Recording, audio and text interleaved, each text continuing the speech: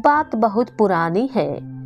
एक गांव में मुंशी नाम का एक व्यक्ति रहता था, जो गांव का मुखिया था। मुखिया एकदम बेवकूफ था। वह लोगों के झगड़े सुलझाने की बजाय उन्हें और ज्यादा मुसीबत में डाल देता था। गांव के लोग मुखिया से बहुत डरते थे, क्योंकि मुखिया पूरा ही बेवकूफ था। जब चाहे उल्टे सीधे फैसले कर देता था। गांव के ठीक पीछे एक स्थान था, जहां पर बैठकर मुखिया लोगों के झगड़े सुलझाया करता था। उसी गांव में रामू और श्यामू नाम के दो भाई रहते थे। दोनों का विवाह भी हो चुका था और उनके माता पिता भी मर चुके थे। दोनों भाई अलग रहते थे और एक दूसरे से बहुत ही जलते थे।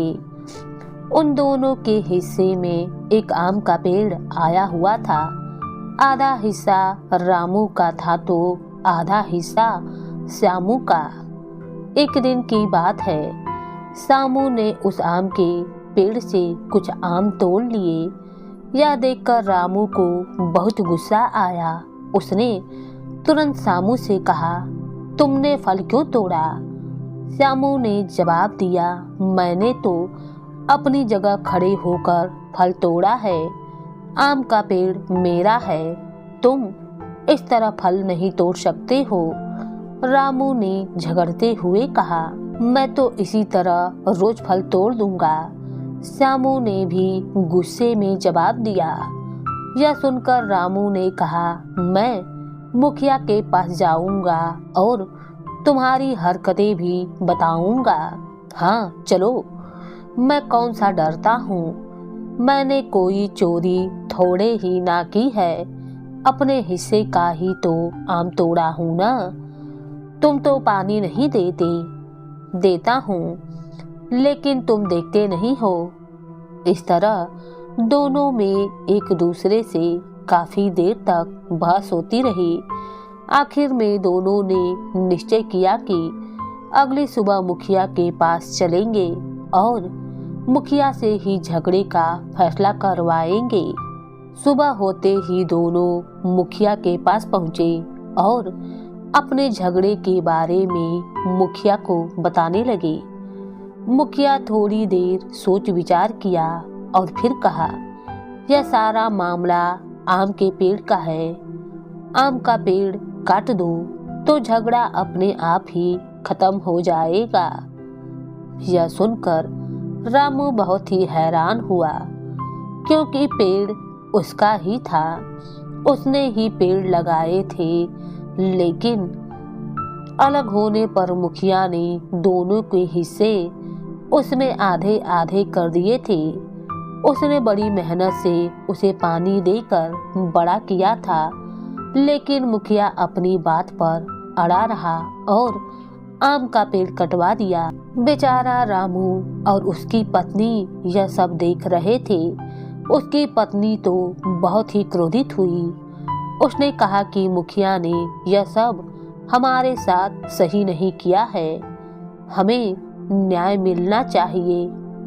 लेकिन रामू समझाने और बुझाने लगा, देखो भाग्यवान, मुखिया के आगे किसी की नहीं चलती। हम तो छोटे मनुष्य हैं, हम मुखिया के आगे कर भी क्या सकते हैं। लेकिन रामू की पत्नी बहुत तेज थी। वह अब मौका ढूंढने लगी। कुछ दिनों के बाद रामू के घर में एक चूहा आ गया। रामू की पत्नी उस चूहे को भगाने लगी। भगाते भगाते घर से बाहर आई तो चूहा श्यामू के घर की ओर चल पड़ा।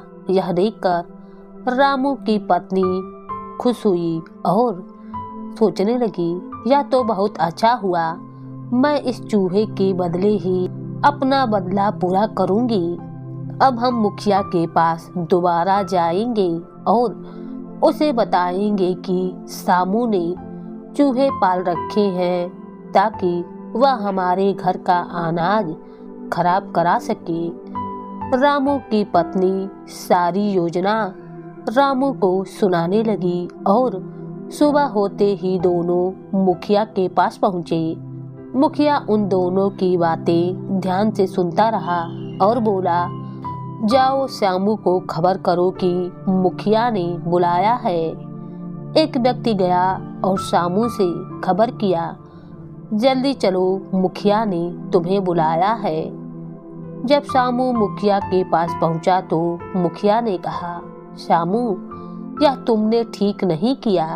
तुम एक काम करो, श्यामू ने चूहा पाला है तो तुम बिल्ली पाल लो।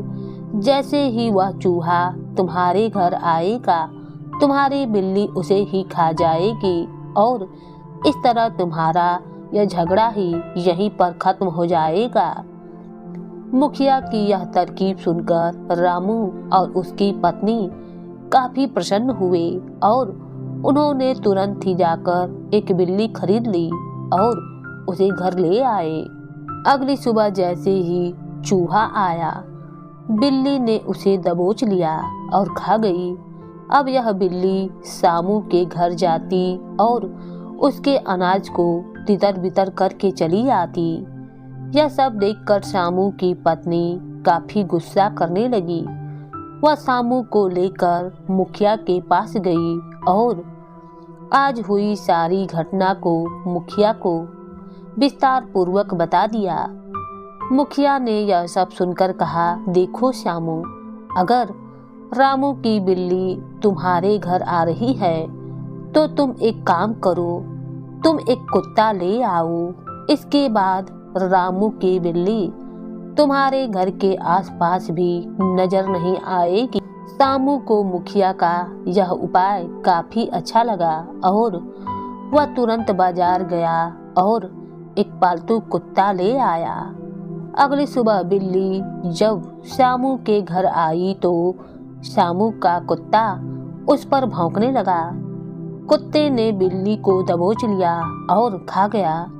यह सब देख श्यामू हंस पड़ा, लेकिन रामू और उसकी पत्नी इस बात से बहुत दुखी हुए। वे दोनों फिर दोबारा मुखिया के पास पहुंचे और अपनी बिल्ली की मौत के बारे में खबर की। मूर्ख मुखिया ने रामू को उपाय बताते हुए कहा, रामू, अगर श्यामू का कुत्ता तुम्हें परेशान कर रहा है तो तुम एक काम करो, तुम एक शेर पाल लो। इस बार मुखिया का उपाय सुनकर रामू थोड़ा आश्चर्य में पड़ गया, क्योंकि वह जानता था कि अगर शेर को पाला जाएगा तो वह कभी न कभी उन्हें भी चोट पहुंचा सकता है। रामू बिना बताए घर वापस लौट आया, लेकिन मुखिया के आदेश पर मुखिया का नौकर एक शेर पकड़कर रामू के घर ले आया और उसे एक पेड़ से बांध दिया। यह सब देख रामू डर गया, लेकिन फिर उसने हिम्मत की और उस शेर को खाना दिया। अगली सुबह जब कुत्ता रामू के घर आया तो शेर ने उसे दबोच लिया और खा गया। कुछ दिन शांति से बीते, लेकिन अब शेर के भोजन की व्यवस्था करते करते रामू के घर का सारा अनाज भी खत्म होने चला था। अब वह शेर को बहुत ही कम भोजन देने लगा। भूखा शेर बहुत तेज दौड़ने लगा। उसने अपनी जंजीर तोड़ दी और गांव की तरफ निकल गया। शेर को खुला हुआ देखकर गांव के लोग इधर उधर भागने लगे। चलते चलते शेर मुखिया के पास ही पहुंच गया। शेर को आता हुआ देखकर मुखिया ने कहा, अच्छा, तो रामू तुम्हें खाना नहीं देता, तुम भूखे हो इसलिए मेरे पास आए हो।